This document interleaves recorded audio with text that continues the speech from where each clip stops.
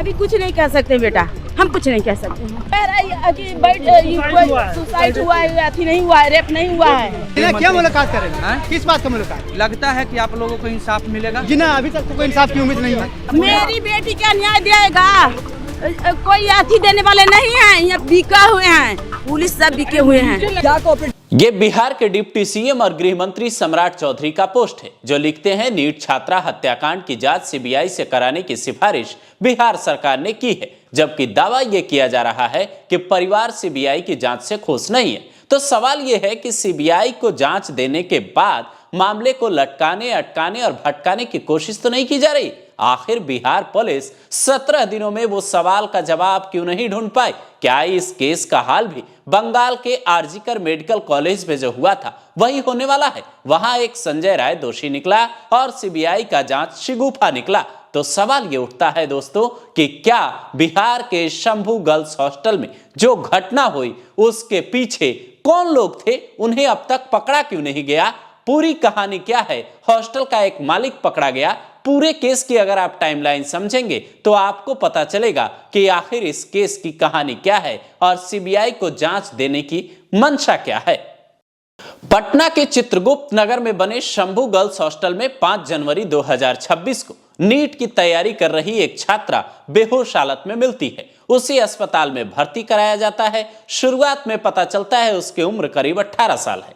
6 से 8 जनवरी तक उसका इलाज चलता है। हालात बिगड़ने पर मेदांता अस्पताल में उसे रेफर किया जाता है, लेकिन 11 जनवरी को वो इलाज के दौरान दम तोड़ देती है। अब यहाँ कई सवाल उठ रहे थे। बिहार पुलिस की जांच शुरू होती है तो बिहार के जो अधिकारी थे, पुलिस अधिकारी, वो बगैर पोस्टमार्टम रिपोर्ट के ही इस पूरे मामले को सुसाइड बता देते हैं। 12 जनवरी को परिवार मीडिया के सामने आता है और दावा करता है पुलिस इसे सुसाइड बताकर केस दबा रही है। विपक्षी पार्टियां सड़कों पर उतरकर प्रदर्शन करने लगती है। इसी बीच 14 जनवरी को पोस्टमार्टम रिपोर्ट सामने आती है तो बिहार पुलिस की छीछालेदर होने लगती है। पोस्टमार्टम रिपोर्ट में यह खुलासा होता है कि जो पीड़िता के साथ हुआ वो सुसाइड केस नहीं था।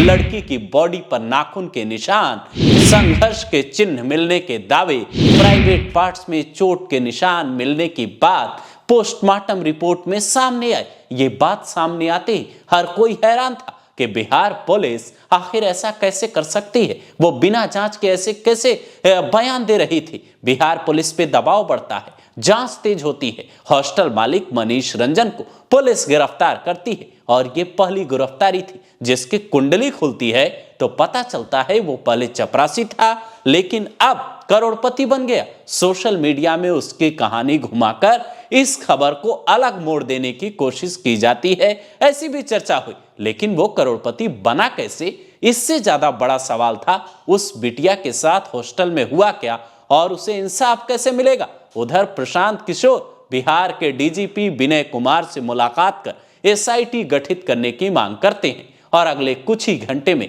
एसआईटी गठित होने का आदेश आ जाता है। लेकिन चौंकाने वाला खुलासा होता है 17 जनवरी को, जब इस पूरे मामले की एफएसएल रिपोर्ट आती है। इसमें अंडरगारमेंट्स में मेल स्पर्म मिलने और रेप की पुष्टि होने का दावा सामने आता है तो बिहार में हड़कंप मच जाता है। एक्शन के नाम पर 2 पुलिस ऑफिसर सस्पेंड होते हैं, उन पर लापरवाही बरतने के आरोप लगते हैं। 18 जनवरी को हॉस्टल सील हो जाता है। वहां रहने वाली लड़कियां अपना बोरिया बिस्तर बांधकर लौट जाती हैं। पुलिस सीसीटीवी फुटेज जब्त करती है। महिला आयोग भी इसका संज्ञान लेती है, पर तब तक काफी देर हो चुकी थी और 3 सवालों का जवाब शायद न पुलिस को मिल पा रहा था न परिवार को। सवाल नंबर 1, हॉस्टल में उस नाबालिग लड़की के साथ किसने ऐसी घिनौनी हरकत की? जांच में खुलासा हुआ वो नाबालिग थी। सवाल नंबर 2, पुलिस ने बिना जांच के ही किस दबाव में इसे सुसाइड बताया? सवाल नंबर 3, बिहार पुलिस ने जांच में इतनी लापरवाही क्यों बरती? आखिर किसे बचाने की कोशिश की जा रही थी? जवाब नहीं मिलता तो परिवार निष्पक्ष जांच और इंसाफ की मांग तेज करने लगता है। नतीजा, बिहार के डीजीपी विनय कुमार से भी परिवार की मुलाकात होती है, लेकिन बाहर निकलते ही पीड़िता के भाई और मां कहते हैं पुलिस बिक चुकी है। अभी कुछ नहीं कह सकते बेटा, हम कुछ नहीं कह सकते हैं। मेरी बेटी क्या न्याय देगा? कोई अथी देने वाले नहीं है, यहाँ बिका हुए हैं, पुलिस सब बिके हुए हैं। गड्डी मिला है, हम गड्डी नहीं दे रहे हैं। पुलिस डीएसपी रहे चाहे एसपी रहे चाहे कौन चौधरी हैं, कौन चौधरी तो बुला रहे हैं कहानी। पुलिस भरोसा नहीं है। बोले कि तुमको मदद कर रहे हैं, मदद देख ही नहीं रहे हैं। कौची मदद हो रहा है कि तुम बेटी के ले गई, हुआ से कुछ हुआ था, 9 में कुछ हुआ, डायरी में लिखती थी। अरे अपना फैमिली के सबको डायरी में लिखता है, ये ना है कि हत्या। ठीक है, हम कहते हैं कि हत्या हो गया, बाकी कह रही है कि सुसाइड हुआ है, अथी नहीं हुआ है, रेप नहीं हुआ है। रेप नहीं, डॉक्टर झूठ बोल रहा है। डीजीपी सर बोले हाँ सुसाइड हुआ है। हाँ, परमात्मा पर भरोसा है जी ना। सम्राट चौधरी जी से आप लोगों की मुलाकात हुई है? जी ना, क्या मुलाकात करेंगे? हैं? किस बात का मुलाकात? लगता है कि आप लोगों को इंसाफ मिलेगा? जी ना, अभी तक तो कोई इंसाफ की उम्मीद नहीं है। कोऑपरेट कीजिए, देख ही लिए यहाँ से निकल रहे हैं जिस तरह से। क्या कोऑपरेट किए? कोऑपरेट न्याय के लिए हम आए थे यहाँ न्याय नहीं मिल रहा है। डीजीपी साहब क्या बोले हैं? डीजीपी देख रही है मम्मी की हालत, एक भी रूप हमको मिल नहीं रहा है यहाँ। और इस तरह किया जा रहा है, लग रहा है कि कुछ न कुछ हम ही लोग दोषी हैं। ये सम्राट चौधरी जी बुला रहे हैं, बताइए हम किस बेसिस पे उनसे मिले? यहाँ डीजीपी साहब कुछ बोल रहे हैं, वो कल बोला गया सर इसके बारे में तो माँ ही बताएगी। माँ बेचारी रो के निकल रही है। आप लोग नाराज दिख रहे हैं, बात नहीं हुई जो होना चाहिए। बात होती तो फिर नाराज क्यों निकल? वही पुराना चीज जो आ रहा है अभी तक, वही मान लीजिए कि सुसाइड कर ली बस, रेप नहीं हुआ इसके साथ। डीजीपी बोले, माता जी से ही बोले जबरन कि कुछ नहीं हुआ है, रेप नहीं हुआ है, अजीब है मामला दबाने की कोशिश पूरा डीजीपी कुछ न्याय की सारा रिपोर्ट आने के बाद एंगल दिया जा रहा है। बगीचा बैठिए ना, क्या बोल रहे हैं डीजीपी? क्या बोले? न्याय की लगा कि मिलेगा? कुछ नहीं। अब सवाल उठता है, इस घटना में खाकी का खरीदार कौन है जिसने बड़े बड़े तेज अधिकारियों की जांच की दिशा बदल दी? क्या आरोपी इतने शातिर हैं कि पुलिस के हाथ उन तक पहुंच ही नहीं पा रहे?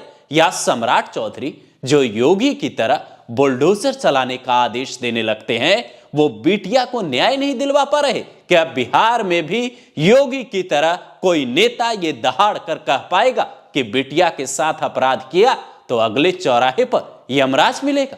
क्या सीबीआई बिहार की बेटी को इंसाफ दिला पाएगी? दावा तो यह तक हुआ कि मनीष रंजन जो हॉस्टल का मालिक था वो सेक्स रैकेट चला रहा था। तो क्या बिहार के और हॉस्टल की जांच होनी चाहिए या इस दावे में दम नहीं है? सवाल कई हैं, जवाब एक के भी नहीं मिलते। इस पूरी घटना में आप किसकी जिम्मेदारी मानते हैं? क्या एक बेटी जो घर से बाहर पढ़ने के लिए निकली है, उसकी सुरक्षा की जिम्मेदारी उस सरकार और उस पुलिस की नहीं है जो आपके टैक्स के पैसे से सैलरी लेती है? अगर उनकी जिम्मेदारी नहीं है तो फिर वो ये कह क्यों नहीं देते कि आपकी सुरक्षा हमारे भरोसे नहीं है? अपनी सुरक्षा की जिम्मेदारी सब लोग स्वयं लें।